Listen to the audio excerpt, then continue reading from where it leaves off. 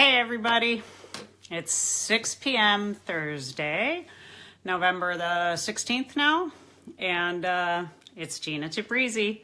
We're going live here at Harmony Heals Detox and Rehab, and I hope that you all are ready to tune in. I think we tried doing a live on Tuesday during a talk that I was actually having that was actually live, and I got my glasses back. Hey Jen. So I'm in a new setting. It's a little crazy at my house right now. Tonight's talk is about anger, and I've had to manage my anger quite a bit today, I think.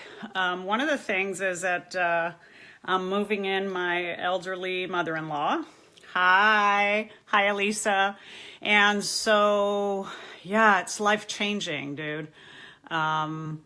You know, it's really easy to be nice and kind to people when it's easy, and it's much harder when you're called to do it when it is most difficult and challenging. And I think when people are getting older, I know I'm aging, and I'm getting way more sensitive about things, and I probably don't move as quickly as I used to, and I don't think as sharply as I used to, and so, you know, I keep hoping that my children and the people around me will have patience and love and kindness with me, but that doesn't always happen, you know? So I'm finding that I'm being called to have even more patience, more than I thought I could manage. So it's been a little nutty. Hi, Elisa.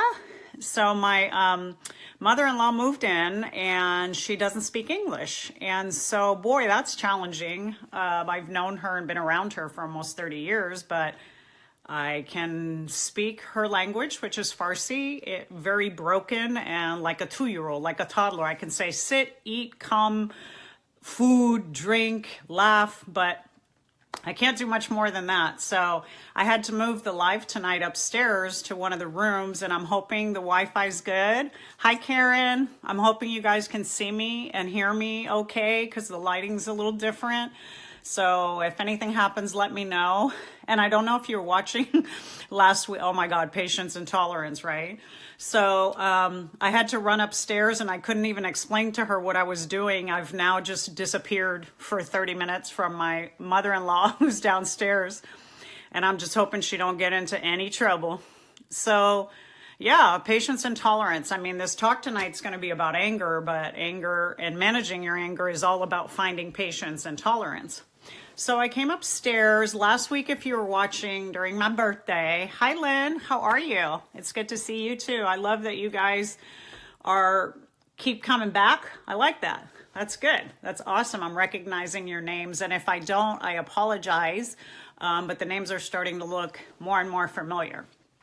Anyways, so I think we were talking about patience and tolerance. I think we were talking about anger tonight and how anger, you know, your anger doesn't hurt the people that you're angry at. It actually hurts you. And I've had to learn that lesson the hard way and managing my own anger through the years. And I'm really dying to hear from you guys tonight too about what you've done and how you manage your anger, or how your anger's driven other people away, or maybe other people have driven you away with their anger. Hi, Michael. Good to see you. I'm doing something new. So upstairs in my house, in a back room where I hope is soundproof from my animals, my mother-in-law, my husband, my kids, friends that randomly drop by, and all kinds of stuff that happens when I'm downstairs. If you're watching on my birthday, my stand, it's kind of a fun, cool stand, and it grips the phone and holds it. It just popped off. The grip lost its grip, and it popped off, and I picked it up, and I kept talking, and I kept shaking the phone, and then people were like, oh, it's glitching, and I'm like, no, it's not glitching. I'm old, and I can't hold the phone steady. So I'm trying a new thing. Kelly, thanks for watching.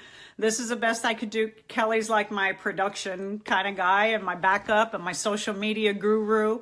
And he's the one that got me started on the live. So y'all should give Kelly Kettle a shout out if you see he's in there. Say, hey, Kelly. So let's see how this goes, okay? Hi from Las Vegas. Where's everybody from? Karen is harboring anger, is like drinking poison and thinking it will hurt someone else. Oh my God, yeah. It's like getting loaded, basically. But, you know, sometimes we feel very justified in our anger. How are you, Santosh Patel? And help me with pronunciation and names if I get them too far off. So, hi, David, ooh, and Lynn from Cleveland, Ohio. Tell me where you all are from. Go ahead and send questions and comments during the live. I'll do my best to stay up with you and keep up with you. The room's a little different. Sometimes when I touch the screen, it gets a little brighter, so we'll see how we do. When I turn it, the light is a little bit too intense. So this is what I got. Laguna Niguel, baby. I'm glad I've got some locals here too. The reason I wanted to talk about anger is I've been on the receiving end of anger oftentimes, and that does not feel good at all. And hi from Greer, South Carolina, Butchie in Oregon, Christina and Julie. How are you feeling in Kentucky? I'm feeling a little better. I think I had a rough birthday broadcast, but I'm still alive, and I am so grateful I get to be here another day, and God willing, another year. Hello, Kelly from the Philippines, Arlene, and Las Vegas, Amber. Vegas strong, Amber. It's so good to see you. So I've been on the receiving end of anger, and if you guys have too, you know that sometimes you're caught off guard by somebody else's anger. You don't even know that they're mad at you and why. And I think the reason people come at you or attack people for whatever reason that they do is because they've been holding resentment for so long. And you guys keep saying hi to each other, and Ron and Melinda and Amber keep saying hi and loving each other and sending good vibes, even though we're talking about anger. Let's us not get angry. Maestro, I'm from Singapore. Beautiful. So anger is an emotion that explodes. Anger is an emotion that you can't sit and put a lid on it, because the more you stuff it down, the greater and bigger it grows. So I need you to start to notice and identify when you have anger. Well, I don't mean I need you like it's going to rock my world and change my world. It's just a suggestion that I'm offering you, is that when you start to feel anger, one of the main reasons you're feeling anger, hi Valentine from India, is you're not setting boundaries. And if you all don't know what boundaries are, they're those invisible lines you draw around yourself and in between you and other people, where you say enough is enough. Okay? Boundaries are super important. A boundary is like, it's not okay to yell at me. I don't like your tone. A boundary is like, it's not okay to hit me. Absolutely, violence is never okay. It's not okay to walk out on me when we're having a conversation. These are all boundaries. And it's not okay that you didn't take out the trash yesterday. I don't know if you all have children and you give them the chore of taking out the trash.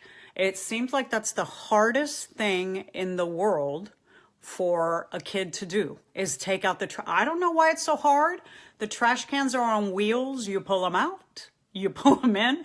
But for some reason, and my house is like the hardest thing that's ever happened to a child, is that they have to take out the trash. So maybe you get upset with your kids because they're not following through and setting chores, doing their chores. When you talk to them and you set boundaries, it's up to you to hold those boundaries. Do you understand? Valentine is short-tempered. Amen to boundaries, Butchie. Need to control my temper. Hi, Beth. I love that you watch. And Women in Recovery, I love that you watch, and I love that you love me because I love you back. You know what your short-temperedness is it's an immaturity thing. It comes from feeling very, very small, okay? So when we as children were not seen, I'm going to move this for a second, you guys, so I can see your comments better because the light is a little bit dark. When we as children are not seen and not heard, and our feelings are not validated, then sometimes we grow up with these kind of tempers. When we've seen tempers in our home, if you've grown up in domestic violence or abuse or physical abuse or aggression in your home, love you, Mary Wilson. You're my biggest fan, aren't you now?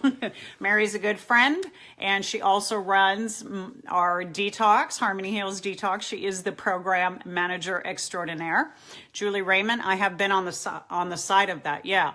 So when someone is not in control of their emotions because they've been hurt and they've been wounded, sometimes when you grow up, all of a sudden you feel like, well, now I'm the boss. Now I have the big voice. Now you're going to listen to me, and sometimes we become abusive. Even though if we were children that said, I'm never going to do that. I'm never going to do what my dad did to me. I'm never going to say what my mother said to me. If anybody's out there has heard this one, and some of you might be shocked by hearing this. Hi, James, is when a parent says, I wish you were never born. I don't know if there's like a club of parents that when their children are born are so full of resentment and anger that they just say this. They like go, this is the thing to say to your child, because it's like the worst thing you could ever say to your child or that you could have ever heard as a child. And that's going to produce a lot of anger in someone, right? And that's a form of abuse. It's verbal abuse. It's emotional abuse. And when you grow up hearing things like that, then it affects you. It affects your self-esteem. It affects your confidence. It affects the way that you interact with people. Hi, Carmen Castro Estrada. And good to see you, Chrissy, too. Hello. So when your self-esteem is shot and it's affected like that, then sometimes as you grow up, you start building this anger and this rage that's been stewing in a pot that's boiling over for years and years and years. And you've never found a voice. You've never found a way to release your anger, to express it. And because you've held it in for so long, all of a sudden when it comes out in a fit of rage. Don't you go kill yourself, my dad's saying. Yeah, like what? I mean, I'm mortified. Like the things that parents have said to their children or can say to their children out of their own hurt and out of their own abuse and their own wounding, it's unbelievable to me. Even though I've been listening to it and hearing it for 31 years of the most amazingly exceptional, abusive, dysfunctional families, I will say that the things that I've heard are horrific. That changes a child forever. And if you think that they're not going to be angry when they're little, they're compliant because you can control them. But when they get older, that anger has to go somewhere, right? Maestro, I get angry when someone is just unappreciative after I prove my love. That's about validation. That's about I'm not good enough. All of us get angry about feeling not good enough. It's just whether or not we feel safe enough to express it. But truth be told, if I'm being treated like I'm not good enough, part of that is my fault. It's my responsibility. Maybe I'm in a relationship where I'm not being valued. And if I allow myself to stay there, I'm setting myself up to be with someone who's angry. Yes, Gina, I'm your biggest fan. I'm trying to catch up with the comments. Thanks, Mary. And Dave, yeah, your anger is your responsibility. Even though if you have a right to it, you're entitled to it. And you know what? It feels shitty. It feels awful to not be appreciated. I know we can all relate to that in some way or another in relationships. That doesn't give us the right to be angry and attack the other person, to put them down, to call them names, because we're angry and we're resentful. We're responsible for that. Just like the person that's angry at us has no right to put us down, to call us names because they're unhappy.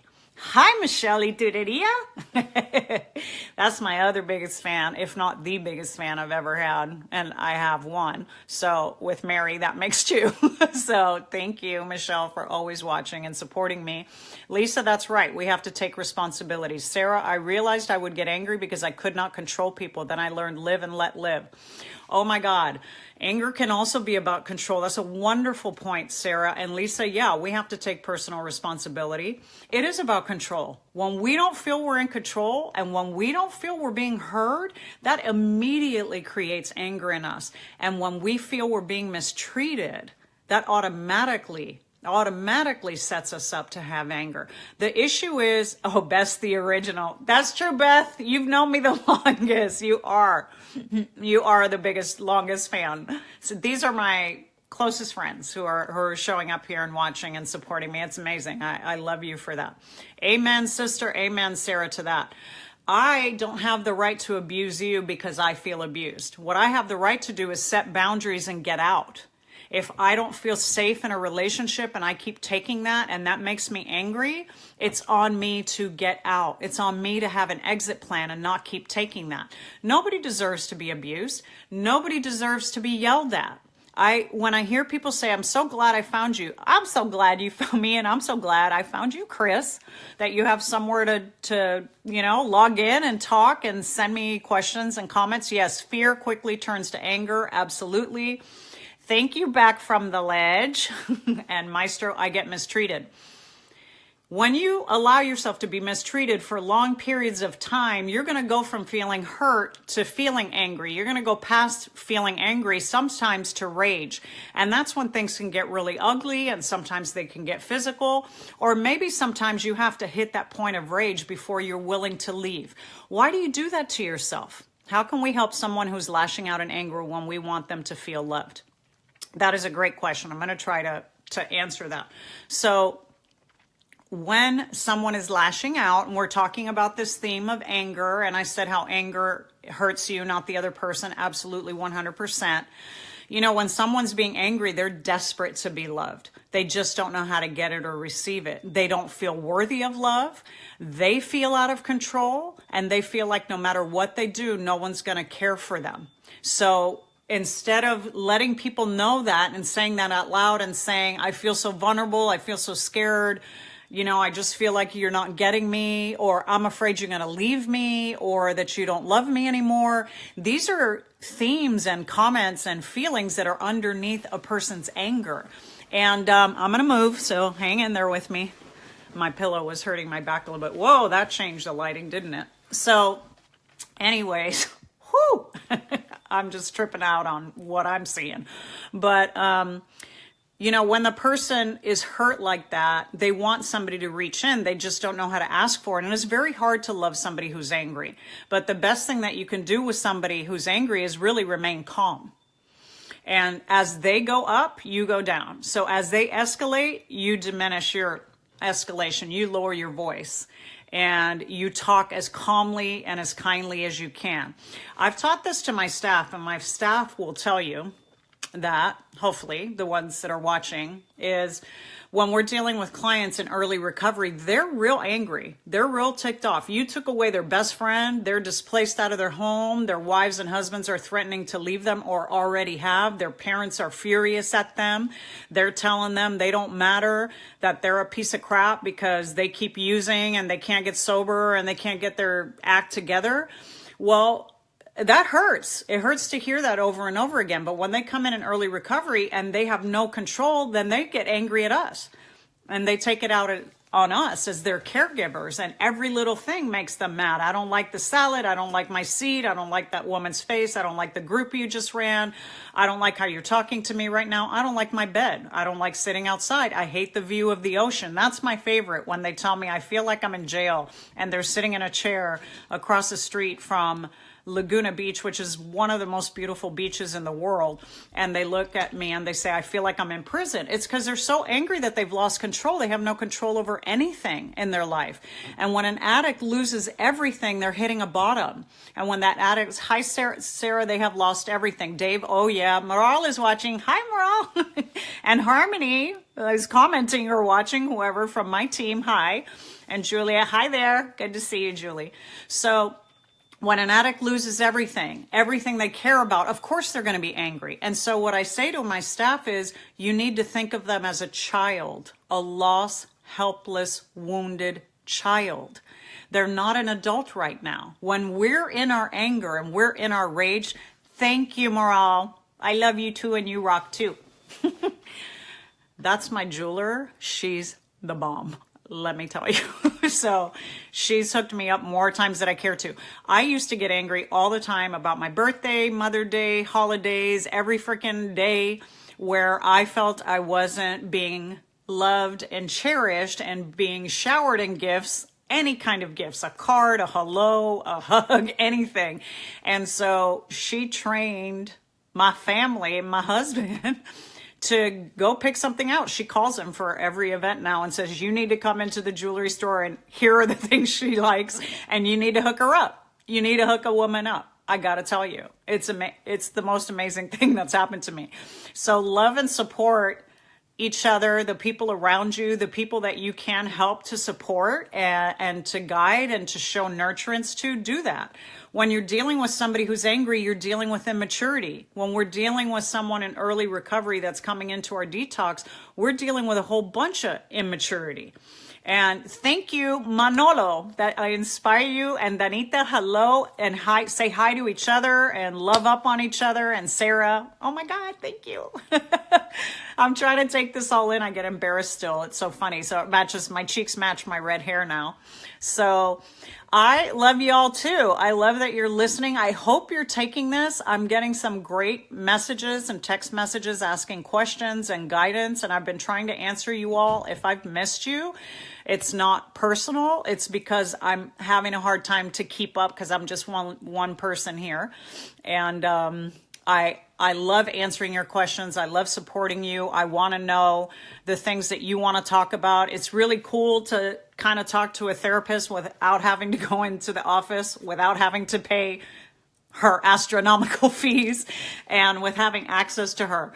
I'm phasing out of being a therapist in private practice, and some of my clients, if they're watching, they're having a hard time because I'm here and they're like, well, you're there, but you're not with me. So we're trying to work on the anger that they have towards me for kind of giving it away in this way. You can't keep anything that you don't give away. I need to hear this. I lost my girlfriend over my anger and accusing her of stuff she did not do. Oh my God, Jay, I could do a whole hour on what you just said. You know, that's about control again. And Sarah said it before I ever said it earlier, that is about control. When people feel like they're losing control, that's when their anger will be at the highest. And you know what? Coming at someone because you're hurting and because you're scared and you come at them with anger, that's pushing them right out the door. It will guarantee you that they will leave you. I had an ex-husband like that. And one day he might tune in. It would be awesome if he was tuning in, because I've talked about him before. And the closer I tried to get to him, it seemed the angrier he got with me. The more he couldn't control me as a person, he tried to control everything from my hair color to what I wore, to my weight, to what I ate. I mean, it was so embarrassing that by the time I left him, if he would, no more wine glasses. Julie, thanks, Julie. There's none in here, as I told you. And it wasn't even mine. It was my friend's. But again, I always have to qualify. I am a normie. I am not a recovering addict and alcoholic. I am recovering from life. I am recovering from codependency, depression, and cancer. Those are my three Achilles heels, wheelhouses that I'm healing from, all three of those. And I won't allow them to limit me. And I thank you and appreciate you for tuning back in, and hope that you got my message. I sent some private messages to people who were concerned about that. But anyways, I was telling you about my ex-husband. How do I get everyone around me to stop doing drugs? I am coming up on 6 years clean, and I seem to struggle with being hangry.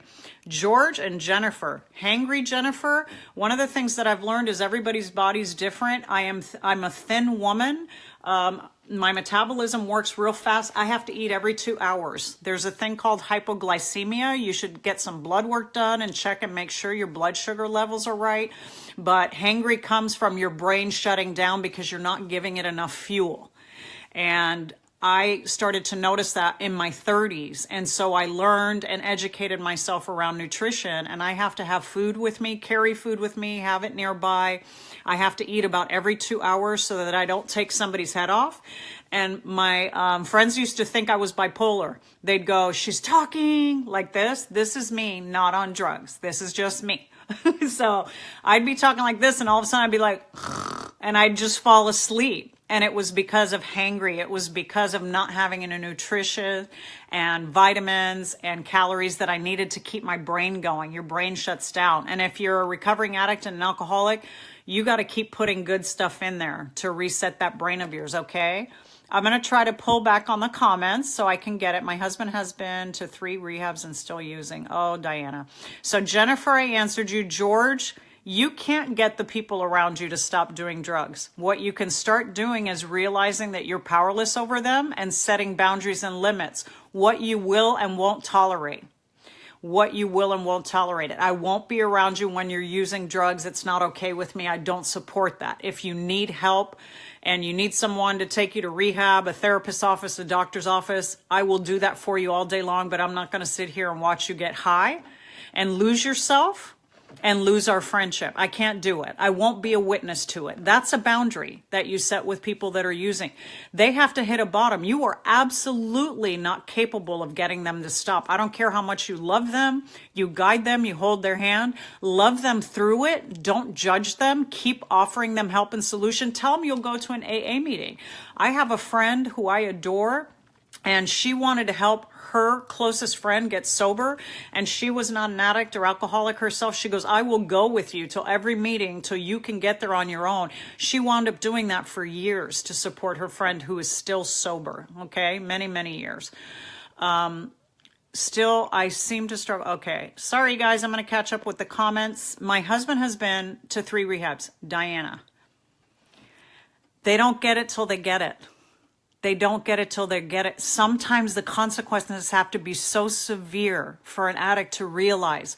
Sometimes they have to stay longer. It's a sad truth that 30 days in a rehab doesn't change a person's life. If you think about how long someone's been living a life of addiction, how much commitment they've had to that lifestyle, and how impactful that's been on their brain. Their entire brain chemistry has been altered. And in 30 days, it cannot reset itself. The holes and the missing places in the brain, especially in this prefrontal lobe, which I whacked today, my head. You guys have this huge bump. I hit my head on the car today. Oh my God. Just put my hand in to grab my bottle of water out. That was a reality check. But anyways, a person who is newly sober, their brain has gaps in it. And their synapses and their neurotransmitters and all the wonderful things that are supposed to work to make us think clearly and be reasonable, they're not online. They're not firing. They are not working. It's like a black hole. So they can't reason the way we do. So even at 30 days sober, they don't instantaneously feel better and think, you know what? Drugs and alcohol, not for me. I should never do that again. They're still fighting at 30 days, trying to decide if sobriety might be something that they would consider maybe. They're still fighting it because their brain is still conditioned to reach for that negative stimulus, that awful addicted response that says, oh, I'll make you feel better. The drugs and alcohol call their name, is what I tell them. Your brain starts calling back because the pleasure center has been affected in your brain. It doesn't respond the same anymore. It's like numb. So everything you do at some point as an addict, nothing brings you pleasure. So they keep seeking back out, Diana, to get that pleasure, and they'll do anything to get it. So they need longer time. It can't just be rehab. It has to be a life change, and that requires willingness and surrender. And that's the hardest thing to teach. Talk about anger. Now we're talking straight up about addiction, is to get an addict to let go of their anger, to let go of the anger that they have to get sober because the consequences in their life are now forcing that, to let go of their best friend because they see their addiction as their best friend. Julie, I don't get it. Send it again. I missed what that's about, Julie. You can let me know. Can you do my mom therapy? Melinda Lacey. I'm not doing therapy, but I have therapists out of my office if you're in Southern California, Orange County. Only if you're anywhere else, I can't do that cross borders, but I'm not doing therapy. I'm doing this as a public service so that as many of you can get the information that you need to get the help that you need, whether that's in your local area. And by the way, there's universities. Every university has a campus where they have a psychology department or an educational psychology department where they have to give counseling for free. I was one of those counselors. I started off there on my university campus giving free counseling. Now, I have a lot more knowledge now. I have a lot more skill now. but my intuitive heart was there from the beginning. So I was this person from the beginning. So there's therapists like me who are budding therapists or are sitting on university college campuses willing to give you those services for free, okay? And there's usually family services. If you look in your local community and do a Google search for family services of Orange County, Los Angeles, Kentucky, Arizona, wherever you are, in the city that you are, usually there's a family services that provides free counseling as well, okay? Good for you. Keep it up. Matthew, yes. Give each other praise and love. I love that. Being molested repeatedly from 6 months and on. I'm 50 and went through counseling starting at 13. I still allow abuse and I'm very angry at myself, but feel that this is all I know to protect myself. Okay, I'm not going to read through that comment now. I'm going to do it after. I want you to know this. You're not your history. I know we're almost at time because the live's 30 minutes, and my God, you just sent me the most amazing questions and comments right now. So Sherry, Jennifer, Lisa, I'm going to try to answer you guys, and I'll probably have to message you. Your history is not who you are. And because you learned abuse, you mimic it, you repeat it, you understand it. It's familiar to you, but it's not what you want and it's not what you deserve. So the pattern is to break the pattern. When you know that you're being abused and you've had enough of it, you pull away, you step out, you set that boundary for yourself. Don't stay in a relationship where you're not wanted or you're mistreated. That might take you a while to learn, but the first time you do it and you finally pull yourself out, it gets easier and easier and easier. Sometimes you're going to stay in a relationship for years, and then it becomes months, and then it becomes days. You should never tolerate that from anyone. And it doesn't matter what happened in your childhood happened because someone else was sick and abusive, not because you deserve that or any reason that you could have given anyone to treat you and mistreat you that way. That was their sickness. So when you treat, sorry, this is bugging me. When you treat yourself with kindness, love, and respect, then you're reteaching that little child that that's what she deserved and that you're not going to tolerate anyone else treating her like those a-holes treated her when she was little. Don't put up with it. Not for a second. Even if you don't feel it, keep coaching yourself into it, saying, I know I don't deserve that. I know I didn't deserve it then. And by the way, you're not a little girl now. So you don't have to stay in a room, in a house, in a space where you're not being loved and respected. You have 2 legs you can walk. Get in a car, take an Uber, get a train, whatever. Go to a friend's house, go to a shelter. Nothing is worth staying to take abuse from anyone. There is an out, okay? I was just diagnosed with lupus, still learning all about it. I don't know a lot about lupus either. I know I've talked to you, I've said it if you heard it earlier, that I'm a cancer survivor now of a year. I do understand autoimmune disease, and I think that's what it is. And I got to tell you, I think it comes from stress, from trauma. It comes from our environment and our eating. This is off topic for the tonight of anger, but I've had to study so much about nutrition and functional medicine to heal my depression, my hyperactive thyroid, and cancer that I totally get this. Even a disease, don't let a disease tell you who you are, what you're going to be, and how you're going to live your life. You know, I had to look at cancer and say, you don't own me. And every day I say, I'm healed. I'm healed and I don't have cancer. I don't have control. I'm powerless over whether it ever returns, but I'm telling you, I won't invite it.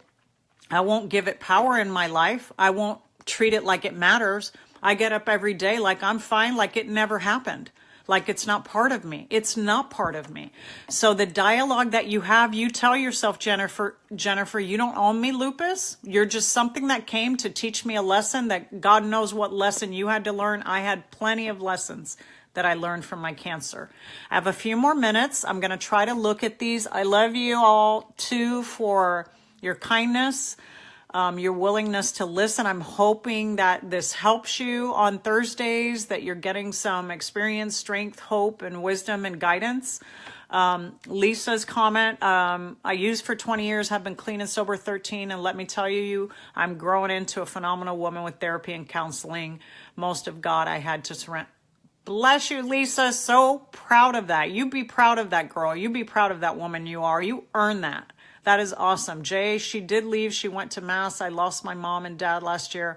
I lost my dad last year too. And she got to understand I'm reaching out for help. Yeah. I agree with you. It is so hard when you lose somebody. I just had a guy tell me today that when he lost his father, he was devastated. Unfortunately, he returned to drinking, and his wife, who had been sober for 3 years, kind of disowned him, got angry with him and disowned him because he relapsed. And that's awful. This was such a low point in his life, and all he needed was kindness and compassion, and he got rejection and hurt. It's not fair. I mean, if you can't stay with someone and be in their space while they're drinking, I totally understand that. But my God, a little kindness around the timing of that. Walking out when someone's having a funeral for their dad is pretty heartless. Give everybody the right and the opportunity to heal. And when they don't, there's a point where you have to move on. But geez, give them the opportunity. Have some compassion. Karen, he has to do it because he wants to, not for anyone else. Oh, I think you guys are answering each other too, and then I'm late, and then I tune in and I try to catch up. So keep doing that for each other, and whatever I'm missing, you're giving each other love and guidance, experience, and hope. Thank you, Tyra, for watching. I write poems to clear my mind. Oh my God, I've written poems most of my life. My husband is a poet. He's a freak about poetry. Rumi. I hope you're familiar with Rumi. And if you're not, he's one of the most famous poets of the world. And he's Persian. He's from Persia. Ramonita. Hi, I'm watching you from Radcliffe, Australia. Oh my God. That's a place I've never visited and I would love to go. Just started a group. Hey, Matthew. Thank you. I need to hear this. So true. Hello, Julie, Daryl, George. Thank you so much. Super frustrating. Laura's saying help. And Sarah, you guys are you're the bomb here. You're like responding to each other and giving comments and hope and strength. And you go. We all have it within ourselves to help people. You know that?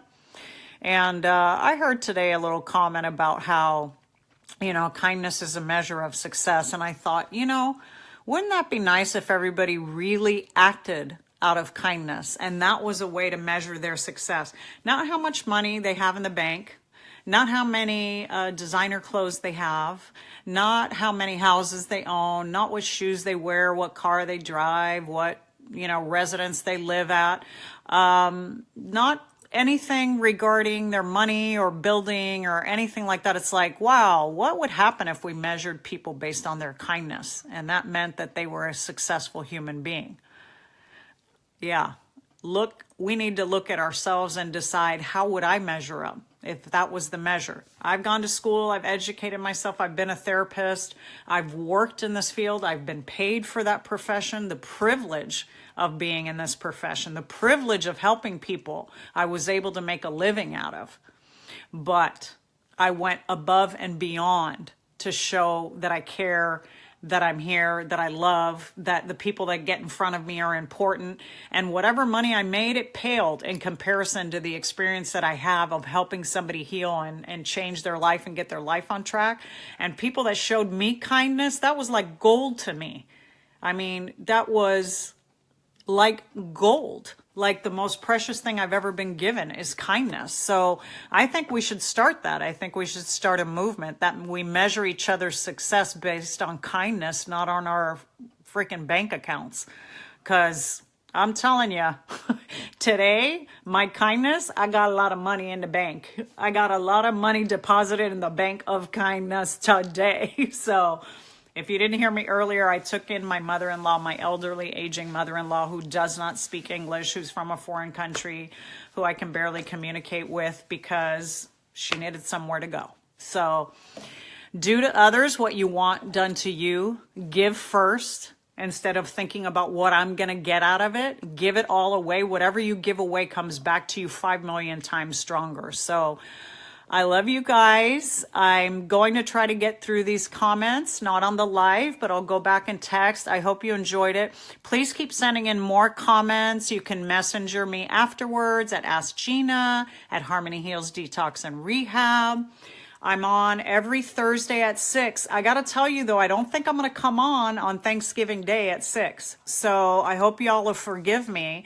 But I'm afraid I'll forget, number one, and number two, I don't think I'll be able to focus, or I'm going to be in a food coma That's most likely the real reason.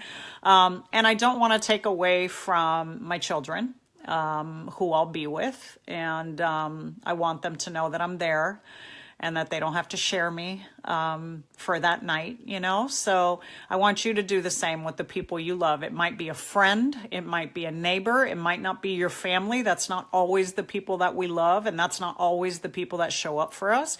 And if you have that, that's an incredible blessing and gift, and you need to hold on to it and treasure those people. And I want you to think about this for Thanksgiving too. I might go live the next day, Friday. I'd be willing to do that. So I'll let you know, we'll post it, but I want you to think of this on Thanksgiving. Really, how am I showing kindness to the people closest to me? It doesn't matter if I go volunteer at the homeless shelter, which I do, or I serve meals to the homeless, or I gather donations for the homeless, or I give up my time that way, if I'm cruel to the people who live and are in the room right next to me.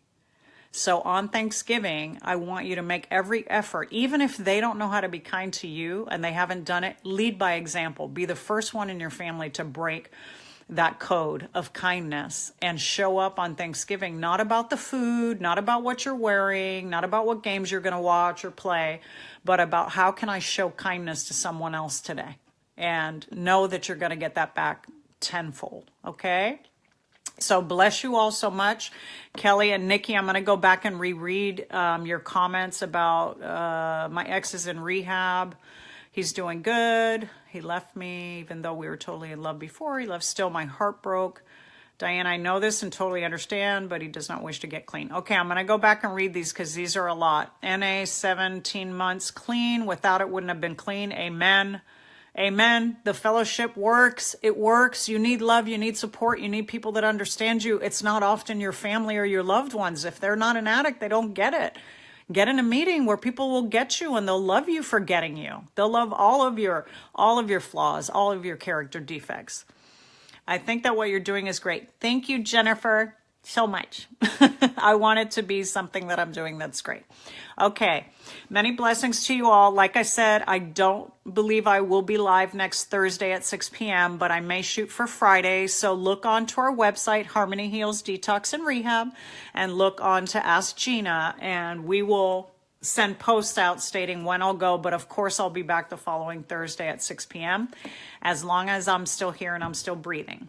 So good night to you all. God bless. This is Gina Tabrizy, licensed marriage and family therapist. This is a public service, owner of Harmony Heals Detox and Rehab. If you need help and guidance, bless you all. I'm going to finish up now. Have a good night. Thanks.